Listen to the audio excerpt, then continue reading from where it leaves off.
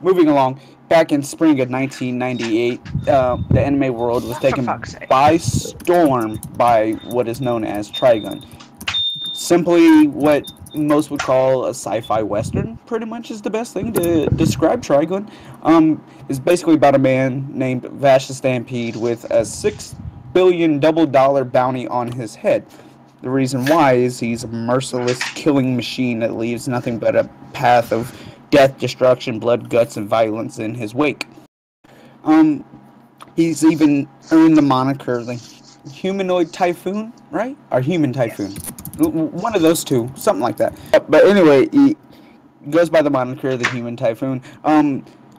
Not until you start to watch the show and start to realize that this guy's pretty much a bumbling idiot who just happened to accidentally, spoiler alert, take off a big ass chunk of the moon. Oh, that's real nice right there on the screen. I like it. I like it. What did you do? Look at the. But anyway, he just kind of seems to blow up part of the moon, and that's really what puts the bounty on his head. It's definitely an enjoyable one because the main character doesn't take himself too seriously. I mean, you get into a lot of these kind of gritty animes, like I mentioned, Cowboy Bebop the movie. That's more of a serious one where they take themselves so serious. This one, the main character doesn't take himself too serious, but he knows when it's time to put the buffoonery away and really step up to the plate and take care of business like he needs to.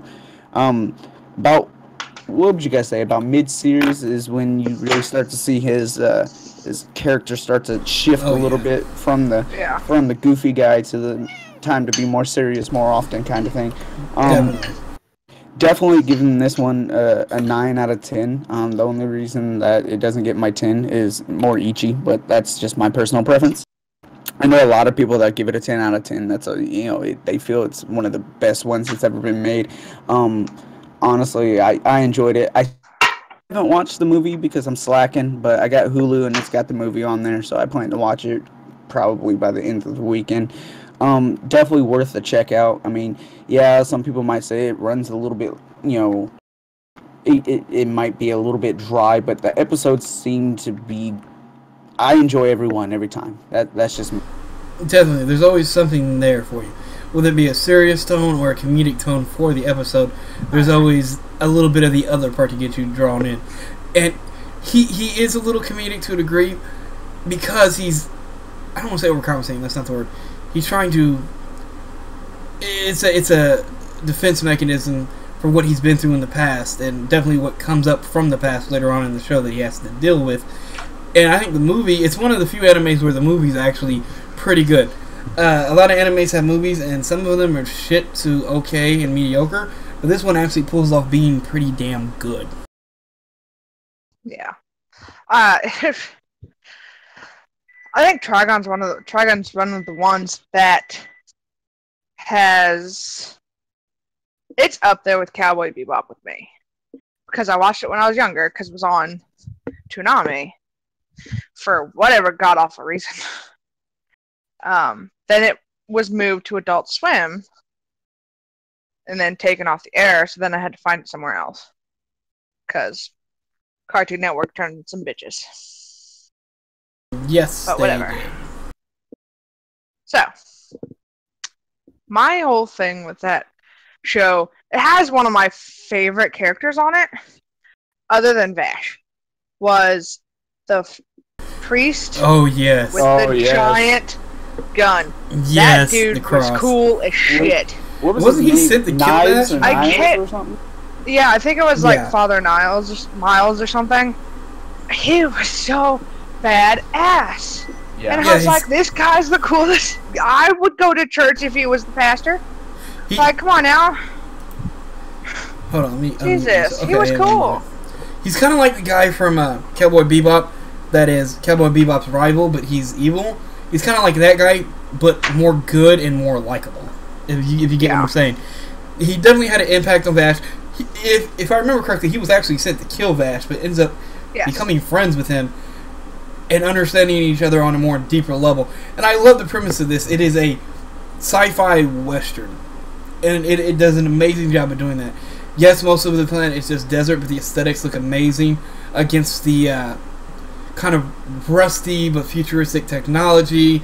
The whole backstory behind it, you can put in older elements of westerns that also took away from cultures of samurai, but put its own American twist to it.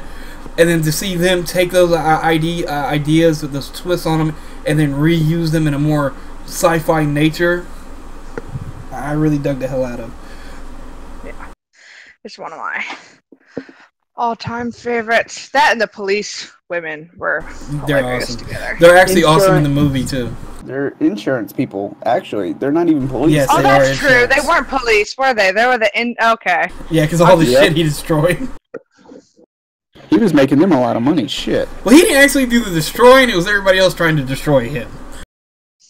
Well, hell, I think it was in the first episode when there's that mix-up and they're trying to figure out who the hell Vash was, and that the alleged Ditzy one is the one that puts it together by, I think, like episode 3, and the short-haired one just did not want to believe him or believe her. Too and it's like okay.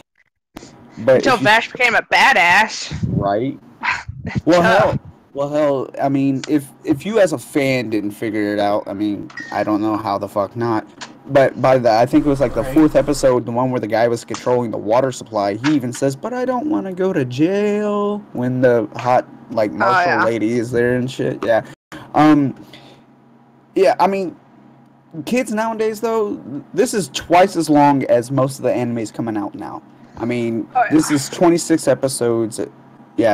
Yeah, 26 episodes, and a lot of times we're getting 12 and 13 episodes right now. So, I mean, they'll probably say, "Oh, it's so long and everything else." It's worth every episode, in my opinion. You gotta sometimes you just gotta grit and bear it because some episodes are a little bit more down, but they always seem to find some kind of comedy to them or action to them. I mean, I know a few people that are like, "Oh, I didn't make it through the first 4 or 5." I'm like, "What the fuck are you doing?" Oh, it's Nicholas Wolfwood. Oh, okay. Yep. Badass extraordinaire. Yeah. So, I mean... I don't know why I thought his name was Miles. And that's another motif going in Japanese culture about, like the badass priest or monk. And then during the Western, you always had the mythology that added on to that about the badass preacher man. And I love how it's kind of like two cultures.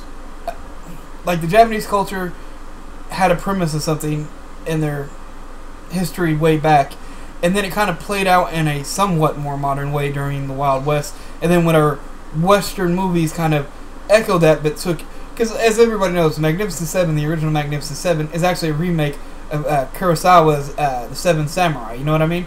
So those motifs are ancient one going back to Japan, and then some of them actually did play out during the Wild West, and then our Wild West movies took those Japanese themes, added onto them, and it's cool how to see that go back then to the Japanese and them do it in a space sci-fi. It was actually quite unique onto itself in that way.